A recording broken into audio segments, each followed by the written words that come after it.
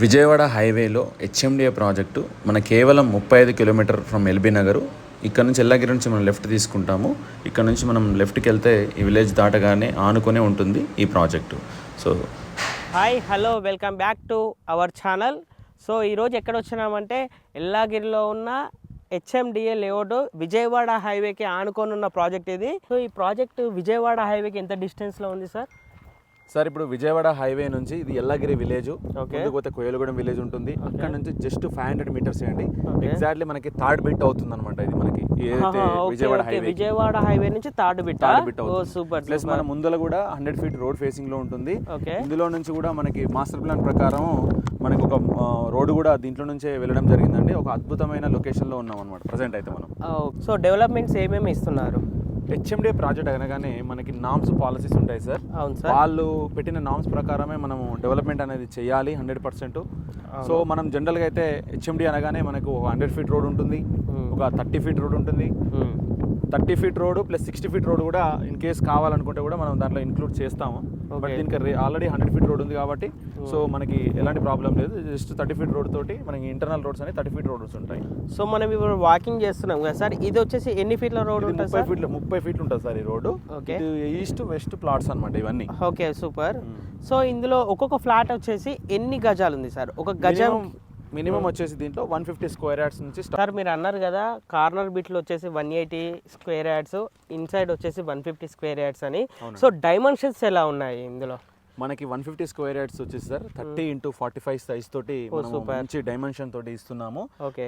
ఇల్లు అయితే excellent elevation తోటి కట్టుకోవచ్చు అండి ఇల్లు మాత్రం. సూపర్. సో ప్లస్ మనం ఏంటంటే రెడీ టు కన్స్ట్రక్షన్ చేసుకోవచ్చు దీంట్లో అయితే. ఓకే. సో ఇప్పుడు మనము ఇందులో చూసుకున్నట్టయితే మరి 100 drainage systems, over head water tanks, so norms ప్రకారం మీరు ఏమేమి అమ్యూనిటీస్ ఇస్తున్నారు? సో జనరల్ గా సార్ మనకు బ్లాక్ టాప్ రోడ్స్ వస్తాయి దీంట్లో. ఓకే.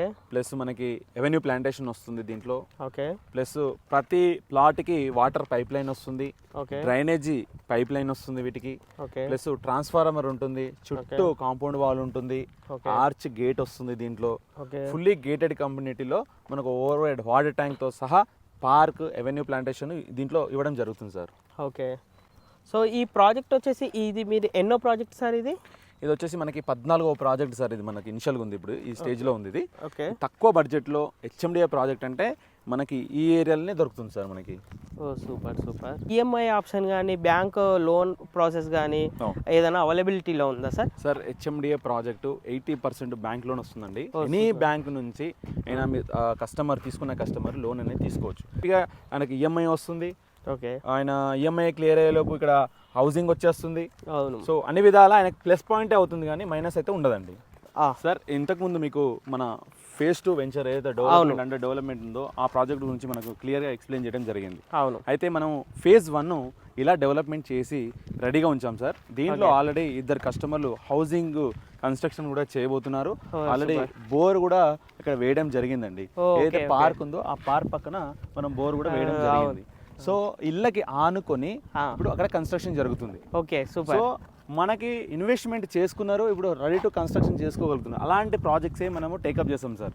మన ఈ విజయవాడ హైవేలో ఇప్పుడు డిటిసిపి లేఅవుట్ కానీ హెచ్ఎండిఏ లేఅవుట్స్ కానీ ఇవన్నీ మనకు హౌసింగ్కి వీలుగా ఉన్న ప్రాజెక్ట్స్ అనమాట. మన అన్ని విలేజ్కి ఆనుకొని రెడీ టు కన్స్ట్రక్షన్ ఉన్న ప్రాజెక్ట్స్ అనమాట. మనకి దీంట్లో డ్రైనేజీ సిస్టమ్ కంప్లీట్ అయింది, ఎవెన్యూ ప్లాంటేషన్ కంప్లీట్ అయింది, మనకి కరెంటు పవర్ ఎలక్ట్రిసిటీ పవర్ కూడా వచ్చింది.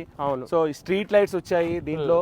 ప్లస్ మనకి ఇలా పార్క్ పిల్లలు ఆడుకోవడానికి పార్క్ ఇవ్వడం జరిగింది. ట్రాన్స్ఫార్మర్, చుట్టూ ఫెన్సింగ్, గేటు, ఆర్చ్ ప్రతిదీ హెచ్ఎండిఏ నామ్స్ ప్రకారము అన్ని డెవలప్మెంట్ తోటి మేము బ్లాక్ టాప్ రోడ్స్ తోటి మన ఈ వెంచర్ అనేది పూర్తిగా డీటెయిల్గా డెవలప్ చేయడం జరుగుతుంది సార్. మన ప్రతి వెంచరు ఫేజ్ 2 ఏదైతే ఉందో మొత్తం టోటల్ దాంట్లో 60 ఫ్లాట్స్ వచ్చినాయి, క్లోజ్ టు 60.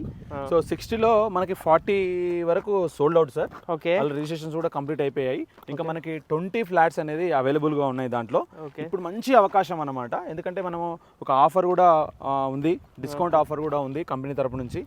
సో అది మనం మంచిగా యూటిలైజ్ చేసుకోవచ్చు కస్టమర్ మాత్రం. దీంట్లో ఏదైతే మనం చూపించాం ఫస్ట్ ఫేజ్ 2లో అది చాలా అద్భుతంగా ఉంటుంది. ఎందుకంటే అది రోడ్డుకి దగ్గరలో ఉంటుంది, విలేజ్కి ఆనుకొని ఉంటుంది కాబట్టి అద్భుతమైన అవకాశం అనమాట. హెచ్ఎండిఏ ప్రాజెక్ట్లో ఇంత తక్కువ బడ్జెట్లో హైవేకి దగ్గరలో నెంబర్ 1 ప్రాజెక్ట్ అంటే శ్రీకర ఇన్ఫ్రా డెవలపర్స్ వాళ్ళు వేసిన ఈ వెంచర్ అనమాట. ప్రతి ప్లాట్కి మనం కనెక్షన్ ఇవ్వడం జరుగుతుంది. సో ఎమ్యూనిటీస్ డెవలప్మెంట్ కానీ అన్ని విధాలుగా మనకి ఈ బోర్ వాటర్ అనేది సప్లై చేయడం జరుగుతుంది. ఓకే. సో ఫేస్ 1 ఇందాక మీరు చూపించినట్టు, సో ఫేస్ 1 లాగానే ఇది కూడా ఈ ప్రాజెక్ట్ కూడా సేమ్ డెవలప్మెంట్ చేస్తారా సార్? అబ్సల్యూట్లీ సార్, మీరు అడిగిన క్వశ్చన్ చాలా బాగుంది. ఎందుకంటే మీరు ఆల్రెడీ ఫేజ్ 1 చూశారు. అవును. యాజ్ ఇట్ ఈస్ డెవలప్మెంట్స్ దీంట్లో రాబోతున్నాయి. ఓకే. ఎక్సలెంట్ డెవలప్మెంట్ జరగబోతుంది దీంట్లో. సో కస్టమర్కి ఎలాంటి సర్వీస్ ఇవ్వగలుగుతారు సార్? సో జనరల్గా సార్ ఒక కస్టమర్ మన ఆఫీస్ విజిట్ చేసిన తర్వాత ఫస్ట్ అతనికి ట్రయల్ డెమో అని ఉంటుంది. అంటే బ్రోచర్ వైజ్ మనం ఏవైతే ఎమ్యూనిటీస్ ఇస్తున్నామో, ప్లాటింగ్ ఎలా ఉంటుంది అనేది మనం ఒక ట్రయల్ డెమో అనేది ఆఫీస్లో ఇవ్వడం జరుగుతుంది. ఇన్ కేసు ఆఫీస్కి రాని పక్షాన మనమే అతని లొకేషన్కి వెళ్ళి కస్టమర్ దగ్గరికి వెళ్ళి ఈ బ్రోచర్ కానీ లీగల్ డాక్యుమెంట్స్ కానీ అన్నీ తీసుకెళ్ళి అతనికి వివరంగా వివరించడం జరుగుతుంది. తర్వాత అతనికి ఇన్ కేసు తనకి ఇంట్రెస్ట్ ఉండి అంతా ఓకే అనుకుంటే తనని సైట్ విజిట్కి తీసుకురావడం జరుగుతుంది. అది కూడా మన కంపెనీ కార్లో తీసుకొచ్చి అతను కోరుకున్న ప్లాట్ చూపిస్తాము. ఈస్ట్ కానీ, వెస్ట్ కానీ, కార్నర్ కానీ ఎలాంటి ప్లాట్ కావాలనుకున్నా నేను దగ్గర నుండి చూపిస్తాను. సో తర్వాత దానికి సంబంధించిన ప్లాట్కి సంబంధించిన డాక్యుమెంటేషన్ తనకి చూపించడం జరుగుతుంది. అంతా ఓకే అనుకున్నాక అతను బుకింగ్ అమౌంట్ కట్టుకుంటే రిమైనింగ్ ఫార్మాలిటీస్, రిజిస్ట్రేషన్ ఫార్మాలిటీస్ ఉంటాయి. ఆ ప్రకారంగా ఎవరైతే అమౌంట్ రీచ్ అయిన తర్వాత, కంపెనీకి రీచ్ అయిన తర్వాత మళ్ళీ మనమే కారు పెట్టి సబ్ రిజిస్టర్ దగ్గరికి తీసుకెళ్ళి అక్కడ రిజిస్ట్రేషన్ తర్వాత 2-3 రోజులకి డాక్యుమెంట్ వస్తుంది. డాక్యుమెంట్ కూడా మళ్ళీ ఇంటికి వచ్చి ఇవ్వడం జరుగుతుంది. సో ఎంత క్లియర్ గా ఉంటుందండి మన సర్వీస్ అనేది. ఎక్కడ కస్టమర్ కి ఇబ్బంది ఉండదు.